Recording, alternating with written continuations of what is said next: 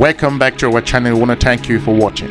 In this video, we shall be looking on how a new Cold War is emerging in the continent of Africa and why African government and strategic organizations should pay closer attention with regards to activities in the region, the geopolitical situation, and why Africa has become so important for the world. The United States of America recognizes Africa's strategic significance, but its influence on the continent may be compromised by political polarization. If you look at different aspects, as Cold War trends re-emerges, Africa has become a key stage for strategic competition between actors with varying for sometimes irreconcilable interest. The geopolitical relevance of the continent is set to increase dramatically. Africa's population is booming, and its mineral resources will be a high demand for the green energy transition.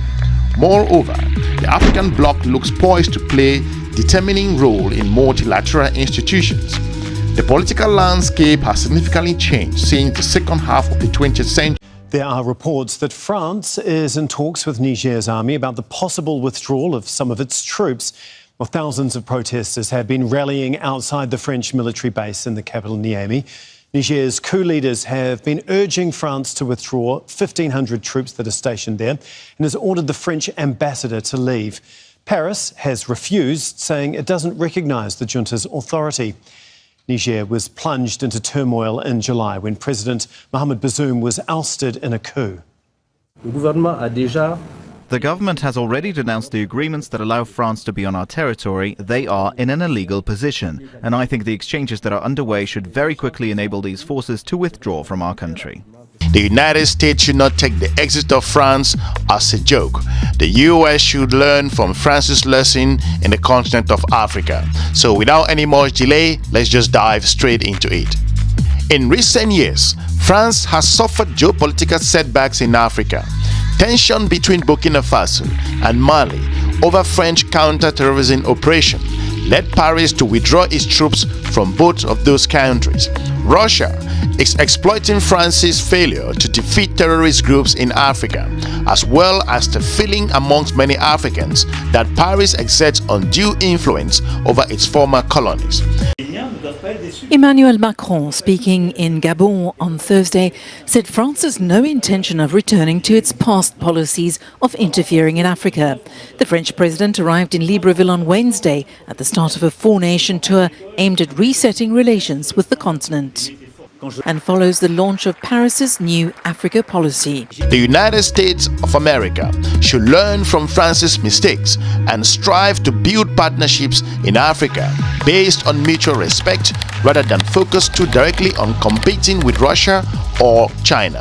Moving forward, if you consider the aspect regards to Russia moving in and France moving out, on January 23rd, 2023, the military junta in Burkina Faso confirmed its decision to end the accord that allowed France's troops to fight terrorist groups in the country. That decision came a few weeks after the junta requested the departure of the French ambassador. Burkina Faso's junta, similar to their counterparts in Mali, aimed to drastically diminish France's influence in the country.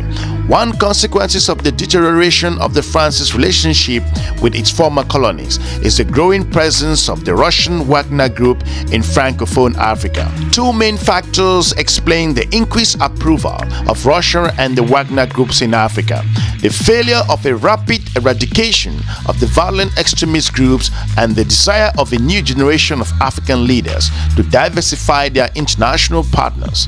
The latter appears to be mainly motivated by France's leaders' arrogant attitude towards Africans and the double standards many African countries accuse France of applying in the way it approached international affairs.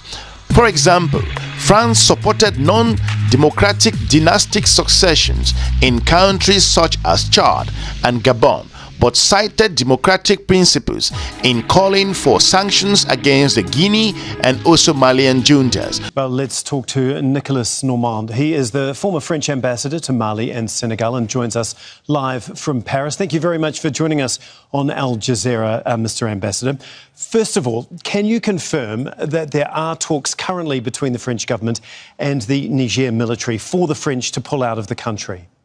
Yes, I can confirm that there are talks underway between the French military on the spot and the Nigerian military in order to withdraw at least partly, not maybe the full army which is there, 1,500 military, but there are talks underway. The French government says it's not a way of recognition of the junta, of the putsch leaders, because it's a discussion between military. It's a technical discussion. And they also explain that the French military cannot stand still there, motionless, with nothing to do, because they have stopped any cooperation in the fighting against terrorism. So they are useless, so they should pull out from Niger soon. What stage It's not a way to obey or to comply with an order, you know. Okay, well, what stage are these talks at, though? And is it likely to be a long, drawn-out process, or could we see some of those troops be starting to move out of the country quite soon? Yes, they should move out of the country quite soon, probably to go to Chad, where there is still a military basis, a French one, or to Paris or to France directly. But anyway, there is no more cooperation possible with the junta, so the French army has to pull out. What's going to happen to France's Sahel operations, and do you think that that is going to spook the United States? Well, the Americans are in a different position, so I guess they will have to withdraw as well, but not for the time being. So far, you know, they have not even recognized that there is a coup. They say it's a tentative coup, an effort to disrupt the constitution or to seize power. But they do not fully acknowledge a coup. But once they have acknowledged that there is really a coup, they will have to withdraw legally. They will be bound to withdraw. What sort of vacuum, though, with the French troops leaving, is going to be left in their wake? Well, the French are there only at the request of the governments. We do not recognize the new government in Niamey, in Niger. So we were more or less expelled from Burkina Faso and Mali before. But we are not there to stay. We are there to assist, to help, not to dominate, you know. So if a government is not pleased with the French cooperation, we will have to leave anyway. African countries are now better equipped to reap the benefits of this systemic competition. If you look at the United States strategy for Africa, Africa has never been a priority for American policymakers, while the Biden administration is no exception. The United States 2022 strategy towards sub-Saharan Africa clearly recognized the relevance of the continent within the current fragmentation world order. The document highlights three very important sections. Africa will account for 15% of the world's population by 2050. It holds 30% of the world's reserves of critical minerals, and it makes up to 28% of the United Nations voting groups. But the rationale for the United States' engagement in the region is also based on the need to counteract expanding influence of other actors, namely China and Russia. In recent decades, the United States policy for Africa has been determined mostly by security concerns, especially after the attacks of the September 11. Allegiance across the continent was shaped by the war on terror. Washington has maintained a strong security footprint in the continent, including permanent military bases in Djibouti. It also has several military facilities in East Africa, West Africa, and the Sahel region, where it plays a critical, albeit discrete role in counter-terrorism operations within the continent of Africa. Both Washington and Brussels would like African countries to unequivocally condemn Russia's invasion of Ukraine, but that's not what we are seeing so far. When compared with other actors like the European Union or China, the United States approach has been characterized by trade and investment rather than development assistance on loans. Instead of broad agendas, Washington relies on specific programs like the 2000 African Growth and Opportunity Act and the 2003 President's Emergency Plan for Aid and Relief of 2013, looking at the Power African Initiative, or most recently, Prosper African initiative designed by the Trump administration at the time. Moving ahead, the lack of results in the fight against terrorism, even with the presence of French troops, is one of the factors that led to the military coup in Mali and Burkina Faso. The junta criticized the approaches of their respective governments to the war against terrorism. Local armies, military assistance from France and other Western countries, and the United Nations forces have been unable to neutralize the terrorist groups. Moreover, countries such as Mali have accused France of providing intelligence and weapons to armed groups operating on Malian territory, an accusation that has not been substantiated at all. France signed military agreements with many French-speaking African countries after independence that have borne little fruit. Those countries' armies are poorly trained and ill-equipped and must rely on France for almost everything. To many Africans, it is France's national interest to keep countries dependent on it. According to Abdoulaye Diop, Mali's Minister for Foreign Affairs, who actually said the difficulty we had with France was that it was not a sincere partnership that allowed Mali to evolve to ensure its security. He went ahead on saying it was a scheme of dependency. When or if these French troops and ambassador does in fact leave the country, I mean, the military leaders there are going to call this a huge win for them and are basically going to say that France, I guess, kneeled down to their request for them to remove themselves from their country. What do you say to that? Well, I say the ambassador stays because he is formally expelled. So if he would leave now, it would be a way of recognition the new coup leader as the president. So the French president has decided to keep the French ambassador there. But finally, we'll have to withdraw as well, but not for the time being, not under such a pressure. Up until this point, it seems like Paris and the French have been defiant and wanting to stay in the country. What's changed? What was the tipping point? Well, the French have no special interest in Niger. They were there only to assist the government against the jihadists, the Islamic insurgency. So we were happy to do that, but we cannot do it if we do not cooperate normally with the new government. The new strategy reaffirmed declarations from the 2017 when the national security strategy named China and Russia as actors attempting to erode American security and prosperity within the continent of Africa. The document states that the US rivalry are employing non-military tools to advance their influence and interest on the African continent. The United States strategy for African countries has become much more comprehensive and now includes 4 far-reaching goals. The first is fostering openness and open society in accordance with international liberal world order led by the US. The second is to deliver democratic and security dividends based on the idea that democracy is exportable through positive inducement and punitive measures such as sanctions. The third is to advance pandemic recovery and economic opportunity. Finally, the fourth targets is support conservative climate adoption and also energy transition. In this particular ambitious goal, several factors will be critical in shaping US relations with African countries. Much depends on the future of the African Growth and Opportunity Act, set to expire in 2025. Africa accounts for only 1% of US foreign trade. The European Union and China trade much more with the continent of Africa than any other continent. To compete with its rivalries and contribute to prosperity across the continent, the United States will have to design a more effective, consensual trade framework at a time of rising protectionism. Given that so many African countries face unsustainable debt levels, engagement with the region will also depend on the capacity of external factors. Financial institutions, but also key lenders like China, will play an important role through debt readjustments and forgiveness. Beijing could also attempt to turn this leverage into a competitive advantage, reducing American influence. The war in Ukraine is also expected to affect the United States' relationship with Africa in the short to medium term.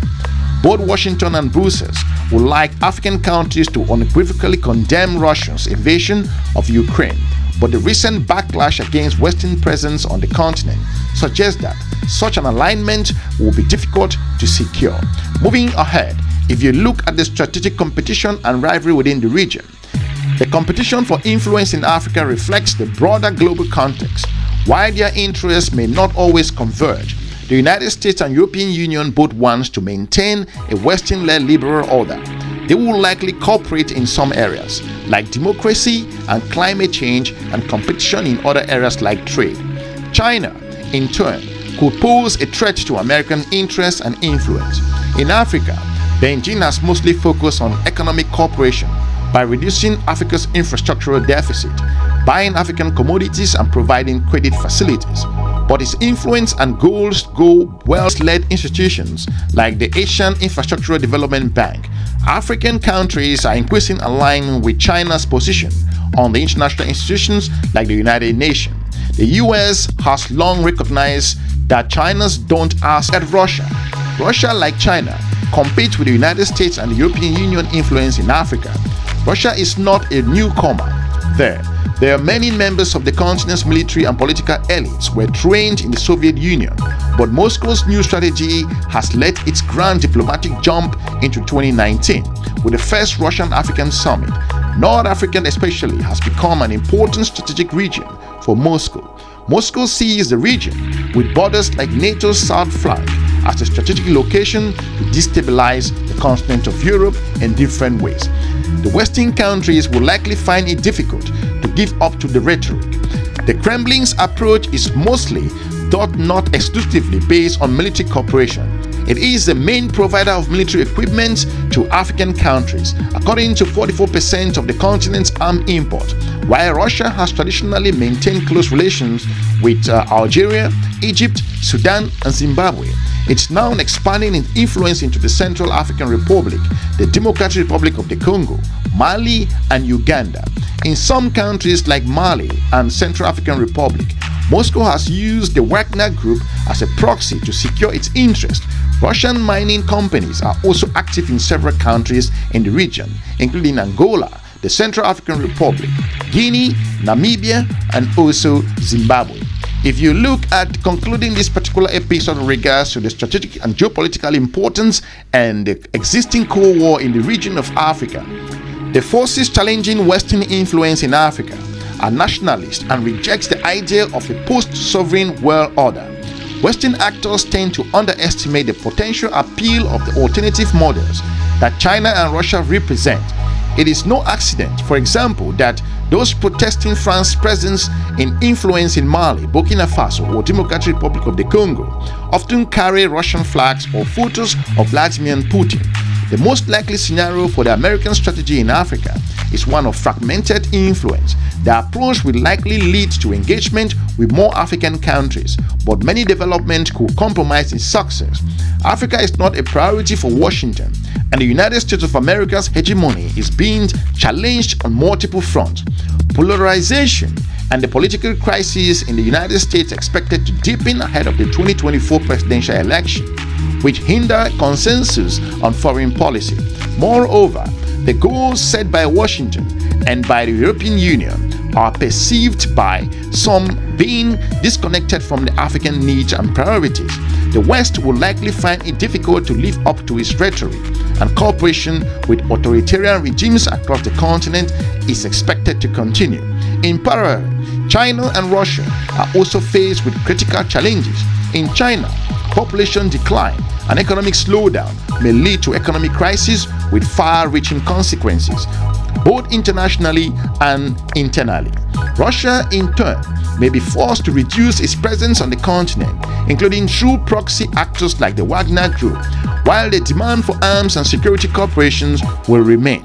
Russia's intervention in the Sahel is not expected to stabilize the region and may come to be perceived as a failure. African countries will claim their rights to remain neutral within this new Cold War logic, engaged with various players according to their specific interests and the interests of their people. We want to thank you for watching. Hopefully we've informed you with regards to the current Cold War particular issues happening in the continent of Africa and why major political partners are vying for geopolitical interest in the region. Why African countries also should pay attention with regards to things happening in their region. We want to thank you for watching. Let us know if you find this content more inspiring and informative and why you think that these countries should not turn Africa to be a playground. We want to thank you for watching. We're looking forward to meeting you soon in our next episode. Have a good day. Bye-bye.